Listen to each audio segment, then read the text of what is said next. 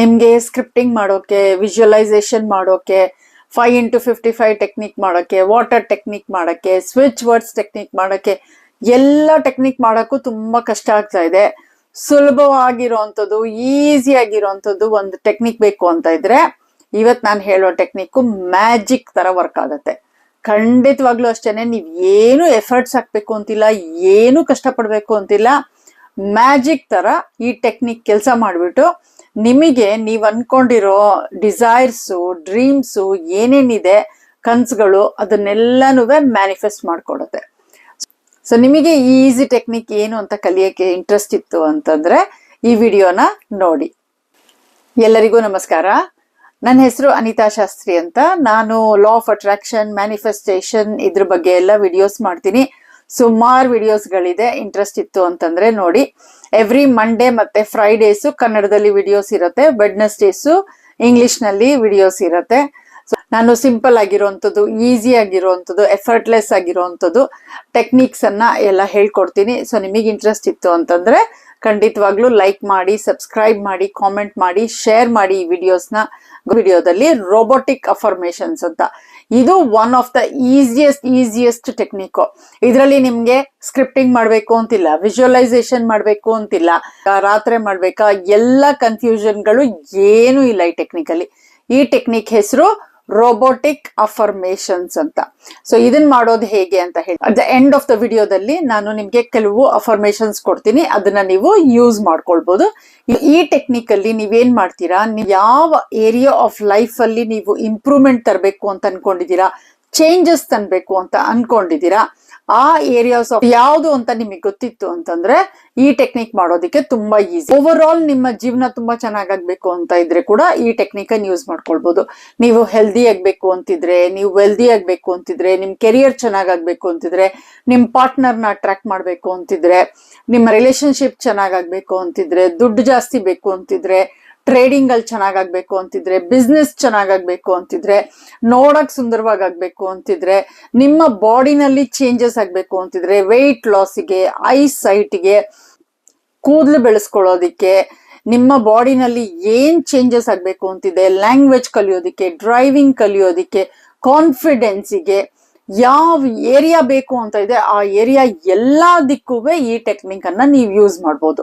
So robotic affirmations ಅಂದ್ರೆ ಏನು, ಯಾವ ಏರಿಯಾಸ್ ಆಫ್ ಲೈಫ್ ಅಲ್ಲಿ ನಿಮ್ದು ಚೇಂಜಸ್ ತರಬೇಕು ಅಂತ ಅನ್ಕೊಂಡಿದೀರಾ, ಆ ಏರಿಯಾ ಆಫ್ ಲೈಫ್ ಇಂಪ್ರೂವ್ಮೆಂಟ್ ಆಗೋದಿಕ್ಕೆ ಒಂದು ಅಫರ್ಮೇಷನ್ಸ್ ಹೇಳ್ಕೊಳ್ಳಿ.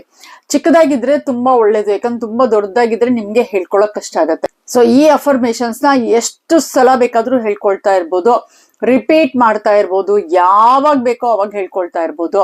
ನೀವು ಬ್ರಷ್ ಮಾಡುವಾಗ, ಸ್ನಾನ ಮಾಡುವಾಗ, ಟಿವಿ ನೋಡುವಾಗ, ಅಡಿಗೆ ಮಾಡುವಾಗ, ಡ್ರೈವಿಂಗ್ ಮಾಡುವಾಗ, ಮಾತಾಡ್ತಾ ಇರುವಾಗ, ನ್ಯೂಸ್ ಪೇಪರ್ ಓದುವಾಗ, ಯಾವಾಗ ಬೇಕು ಅಂತಂದ್ರೆ ಆವಾಗ ನೀವು ಈ ಅಫರ್ಮೇಷನ್ಸ್ ಹೇಳ್ಕೊಳ್ಳೋದು. ತುಂಬಾ ಈಸಿ ಟೆಕ್ನಿಕ್, ಏನು ಇಲ್ಲ. ನೀವು ಈ ಅಫರ್ಮೇಷನ್ ನ ರಿಪೀಟ್ ಮಾಡ್ತಾ ಇರ್ತೀರಾ ಅಷ್ಟೇ. ನಿಮ್ಗೆ ವೆಲ್ದಿ ಆಗ್ಬೇಕು ಅಂತ ಇದ್ದೀರಾ, ತುಂಬಾ ದುಡ್ಡು ಬೇಕು ಅಂತ ಅನ್ಕೊಂಡಿದೀರಾ. ಸೊ ನೀವೇನ್ ಹೇಳ್ತೀರಾ, ಐ ಆಮ್ ವೆಲ್ದಿ ಅಂತ ಹೇಳ್ತೀರಾ. ಆಮೇಲಿಂದ ಅಥವಾ ಕನ್ನಡದಲ್ಲಿ ಹೇಳೋದಾದ್ರೆ ನಾನು ಶ್ರೀಮಂತ ಅಂತ ಹೇಳ್ತೀರಾ. ಸೊ ಸುಮ್ನೆ ಮನ್ಸಲ್ಲಿ ಹೇಳ್ಬೋದು, ಇಲ್ಲ ಜೋರಾಗಿ ಹೇಳ್ಬೋದು, ಇಲ್ಲ ಮಿರರ್ ಮುಂದೆ ನಿಂತ್ಕೊಂಡು ಕಣ್ಣಲ್ಲಿ ಕಣ್ಣಿಟ್ಕೊಂಡು ಆ ತರ ಕೂಡ ಹೇಳ್ಬೋದು. ಸೊ ನಿಮಗೆ ಹೇಗೆ ಹೇಳ್ಬೇಕು ಅನ್ಸುತ್ತೋ ಆ ತರ ಹೇಳ್ಬೋದು. ಇಲ್ಲ ಅಂತಂದ್ರೆ ಫೋನ್ ನಲ್ಲಿ ನೀವು ರೆಕಾರ್ಡ್ ಮಾಡ್ಕೊಳ್ಳಿ ನಿಮ್ ವಾಯ್ಸ್ ಅಲ್ಲಿ, ಆಮೇಲೆ ಅದನ್ನ ರಿಪೀಟೆಡ್ ಆಗಿ ಕೇಳ್ತಾ ಇರಿ. ನೀವು ಲೂಪಲ್ಲಿ ಹಾಕೊಂಡ್ಬಿಡಿ, ಅವಾಗ ಓಡ್ತಾನೆ ಇರುತ್ತೆ ಅದು. ಸೊ ಅದು ಕೂಡ ನಿಮ್ಮ ಸಬ್ ಕಾನ್ಶಿಯಸ್ ಮೈಂಡಿಗೆ ರೀಚ್ ಆಗುತ್ತೆ. ಆಮೇಲಿಂದ ನಿಮ್ಮ ಲೈಫ್ ಅಲ್ಲಿ ಚೇಂಜಸ್ ಕಾಣಕ್ ಶುರುವಾಗತ್ತೆ. ಕೆಲವರಿಗೆ ಇದು ಇಮ್ಮಿಡಿಯೇಟ್ ಆಗಿ ಚೇಂಜಸ್ ಕಾಣಕ್ ಶುರುವಾಗಿದೆ, ಕೆಲವರಿಗೆ 1 ವಾರ ಆಗತ್ತೆ, ಕೆಲವರಿಗೆ 15 ದಿನ ಆಗತ್ತೆ, ಕೆಲವರಿಗೆ 90 ಡೇಸ್ ಆಗುತ್ತೆ. ಬಟ್ ಈ ಅಫರ್ಮೇಷನ್ಸ್ ನ ರೋಬೋಟಿಕ್ ಆಗಿ ಹೇಳ್ಕೊಳಕ್ ಶುರು ಮಾಡಿದಾಗ ನೀವು ನೋಡ್ತೀರಾ ಸಣ್ಣ ಚೇಂಜಸ್ ಕಾಣ್ತಾ ಹೋಗುತ್ತೆ. ಆಮೇಲಿಂದ ನೀವು ನಿಮ್ಮ ಡ್ರೀಮ್ಸ್ ಅನ್ನ ಮ್ಯಾನಿಫೆಸ್ಟ್ ಮಾಡ್ಬಿಡ್ತೀರಾ. ಬಟ್ ಸಣ್ಣ ಚೇಂಜಸ್ ನೀವು ನೋಡ್ತಾ ಹೋಗ್ತೀರಾ. ನಾನು ಇದನ್ನ ಟ್ರೈ ಮಾಡಿದೀನಿ, ಸೂಪರ್ ಆಗಿ ವರ್ಕ್ ಆಗಿದೆ ನನ್ನ ಲೈಫ್ ಅಲ್ಲಿ ಕೂಡ. ಸೊ ಅದಕ್ಕೇನೆ ನಾನು ಎಕ್ಸ್ಪೆರಿಮೆಂಟ್ ಮಾಡಾದ್ಮೇಲೆ ನಿಮ್ಮ ಹತ್ರ ಎಲ್ಲ ಹೇಳೋದು, ಶೇರ್ ಮಾಡೋದು.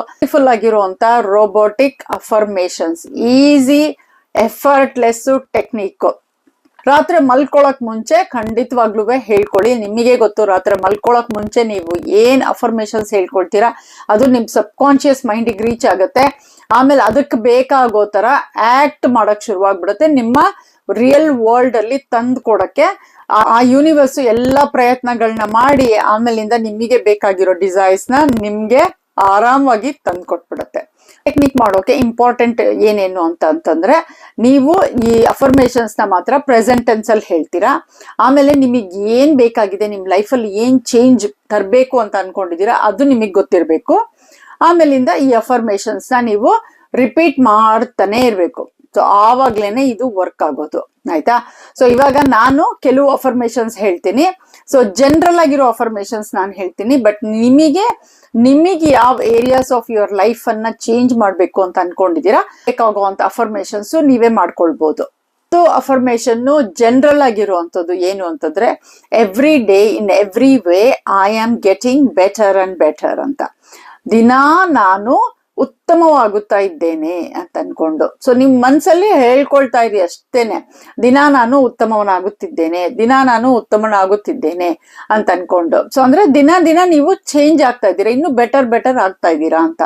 ಇವಾಗ ನಿಮ್ಗೆ ಹೆಲ್ದಿ ಆಗ್ಬೇಕು ಅಂತ ಅನ್ಕೊಂಡಿದ್ದೀರಾ ಅಂತಂದ್ರೆ, ಐ ಆಮ್ ಹೆಲ್ದಿ, ನಾನು ಆರೋಗ್ಯವಾಗಿದ್ದೇನೆ ಅಷ್ಟೇ.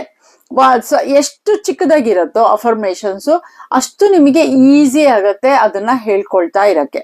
ಆಮೇಲಿಂದ ನೀವು ವೆಲ್ದಿ ಆಗ್ಬೇಕು ಅಂತ ಅನ್ಕೊಂಡಿದೀರಾ ಅಂದ್ರೆ ಐ ಆಮ್ ವೆಲ್ದಿ ಅಥವಾ ಐ ಆಮ್ ರಿಚ್ ಅಂತ ಹೇಳ್ಕೊಳ್ಬಹುದು, ನಾನು ಶ್ರೀಮಂತನಾಗಿದ್ದೇನೆ ಅಂತ. ಆಮೇಲೆ ನೀವು ಐ ಆಮ್ ಹ್ಯಾಪಿಲಿ ಮ್ಯಾರಿಡ್ ಅಂತ ಹೇಳ್ಕೊಳ್ಬಹುದು, ನಾನು ಮದುವೆಯಾಗಿ ಸಂತೋಷವಾಗಿದ್ದೇನೆ ಅಂತ ಹೇಳ್ಕೊಳ್ಬಹುದು. ಸೊ ನಿಮಗೇನಾದ್ರು ಸಣ್ಣ ಆಗ್ಬೇಕು ಅಂತ ಅನ್ಕೊಂಡಿದೀರಾ ಅಂತಂದ್ರೆ, ಇವಾಗ ನಾನು 58 ಕಿಲೋಸ್ ಆಗ್ಬೇಕು ಅಂತ ಅನ್ಕೊಂಡಿದೀನಿ ಅಂತ ಹೇಳೋಣ, ಎಕ್ಸಾಂಪಲ್ ಅಷ್ಟೇ ಇದು.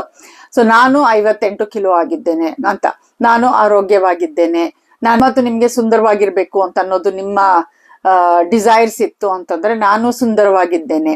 ಕಾನ್ಫಿಡೆಂಟ್ ಬೇಕು ಅಂತ ಇದ್ರೆ ನಾನು ಕಾನ್ಫಿಡೆಂಟ್ ಆಗಿದ್ದೀನಿ, I have a good eyesight ಅಂತ ಹೇಳ್ಕೊಳ್ಬಹುದು. ಆಮೇಲಿಂದ I have a healthy and strong body, mind and soul ಅಂತ ಹೇಳ್ಕೊಳ್ಬಹುದು. ನಿಮ್ಗೆ ಏನಾದ್ರು ಮಿಲಿಯನೇರ್ ಆಗ್ಬೇಕು ಅಂತಿದ್ರೆ ಐ ಆಮ್ ಎ ಮಿಲಿಯನೇರ್ ಅಂತ ಹೇಳ್ಕೊಳ್ಬಹುದು. ಇಲ್ಲ ಬಿಲಿಯನೇರ್ ಆಗ್ಬೇಕು ಅಂತಿದ್ರೆ ಐ ಆಮ್ ಎ ಬಿಲಿಯನೇರ್ ಅಂತ ಹೇಳ್ಕೊಳ್ಬಹುದು. ಸೊ ಹೀಗೆ ನೀವು ಟ್ರೇಡಿಂಗ್ ಅಲ್ಲಿ ಏನಾದ್ರು ಇದ್ದೀರಾ ಅಂತಂದ್ರೆ ಅವಾಗ ಐ ಆಮ್ ಪ್ರಾಫಿಟೇಬಲ್ ಅಂತ ಹೇಳ್ಕೊಳ್ಬಹುದು. ಆಮೇಲೆ ಐ ಆಮ್ ಲಕ್ಕಿ ಅಂತ ಹೇಳ್ಕೊಳ್ಬಹುದು, ಐ ಆಮ್ ಹೆಲ್ದಿ ಅಂತ ಹೇಳ್ಕೊಳ್ಬಹುದು. ಇವಾಗ ನೀವು ಕೂದಲನ್ನು ಬೆಳೆಸ್ಕೊಳ್ಬೇಕು ಅಂತ ಇದ್ದೀರಾ ಅಂತಂದ್ರೆ ಅವಾಗ I have A thick dense strong healthy beautiful hair ಅಂತ ಹೇಳ್ಕೊಳ್ಬಹುದು. ಸೊ ಹೀಗೆ ನಿಮಗೆ ಏನು ಲೈಫ್ ಅಲ್ಲಿ ಬೇಕಾಗಿದೆ ಅಂತ ನೀವು ಅನ್ಕೊಂಡಿದೀರಾ ಅದು ಚಿಕ್ಕದಾಗಿ ಅಫರ್ಮೇಶನ್ ಮಾಡ್ಕೊಳ್ಳಿ. ಆಮೇಲಿಂದ ಅದನ್ನ ರಿಪೀಟೆಡ್ ಆಗಿ ಹೇಳ್ತಾ ಇರಿ ಅಷ್ಟೇನೆ, ಇನ್ನೇನು ಇಲ್ಲ. ಸೊ ನೀವು ರಿಪೀಟೆಡ್ ಆಗಿ ಹೇಳ್ತಾ ಇದ್ದಾಗ ಅದು ಇಂಪ್ರಿಂಟ್ ಆಗುತ್ತೆ ನಿಮ್ಮ ಸಬ್ ಕಾನ್ಶಿಯಸ್ ಮೈಂಡ್ ಅಲ್ಲಿ, ಆಮೇಲೆ ಯೂನಿವರ್ಸ್ ತಂದು ಕೊಡತ್ತೆ. ಇದು one of the easiest and effective method. ಇದರಲ್ಲಿ ನೀವ್ ಏನು ಕಷ್ಟಪಡ್ಬೇಕು ಅಂತಿಲ್ಲ, ಬರೀ ಅಫರ್ಮೇಶನ್ಸ್ ನ ರೋಬೋಟ್ ತರ ಹೇಳ್ತಾನೆ ಇರ್ತೀರಾ. ರೋಬೋಟ್ ಹಂಗೆ ಅಲ್ವಾ, ಏನಾದ್ರೂ ಒಂದ್ ಕೆಲಸ ಮಾಡು ಅಂದ್ರೆ ಮಾಡ್ತಾನೆ ಇರತ್ತೆ. ಅದಕ್ಕೋಸ್ಕರನೇ ಇದಕ್ಕೆ ಹೆಸರು ರೋಬೋಟಿಕ್ ಅಫರ್ಮೇಶನ್ ಅಂತ. ಸೊ ಈಸಿಯಾಗಿ ಈ ರೋಬೋಟಿಕ್ ಅಫರ್ಮೇಶನ್ ನ ಎಷ್ಟು ಸಲ ಆಗುತ್ತೋ ಅಷ್ಟು ಸಲ ನೀವು ಅಫರ್ಮೇಶನ್ ನ ರಿಪೀಟ್ ಮಾಡ್ತಾ ಹೋಗಿ. ಇದಕ್ಕೆ ಆಟೋ ಸಜೆಷನ್ ಅಂತ ಕೂಡ ಹೇಳ್ತಾರೆ. ಸೊ ಒಬ್ರು ಕಾಮೆಂಟ್ ಅಲ್ಲಿ ಹಾಕಿದ್ರು ಈ ಈಸಿ ಆಗಿರೋ ಒಂದ್ ಮೆಥಡ್ ಹೇಳ್ಕೊಡಿ ಅಂತ ಹೇಳಿ. ಸೊ ಇದಕ್ಕಿಂತ ಇನ್ನ ಯಾವ್ದು ಈಸಿ ಆಗತ್ತೆ ಅಂತ ನನಗೆ ಗೊತ್ತಿಲ್ಲ. ಸೊ ಇದು one of the easiest method. So use ಮಾಡಿ, ಎಷ್ಟು ಜನ ಆಗುತ್ತೋ ಅಷ್ಟು ಜನ ರೋಬೋಟಿಕ್ ಅಫರ್ಮೇಶನ್ ಯೂಸ್ ಮಾಡಿ. ಆಮೇಲಿಂದ ಕಾಮೆಂಟ್ ಸೆಕ್ಷನ್ ಅಲ್ಲಿ ನಿಮಗೆ ಏನ್ ಸಕ್ಸಸ್ ಕಾಣ್ತು ಅಂತ ಹೇಳಿ. ಟೈಮ್ ಕೊಡಿ, ಬಿಲೀವ್ ಮಾಡಿ ಆಗತ್ತೆ ಅಂತ ಅನ್ಕೊಂಡು ಆಮೇಲೆ ನೀವೇ ನೋಡ್ತೀರಾ ಹೆಂಗೆ ಚೇಂಜಸ್ ಆಯ್ತು ನಿಮ್ ಲೈಫ್ ಅಲ್ಲಿ ಅಂತ. Thank you so much for watching.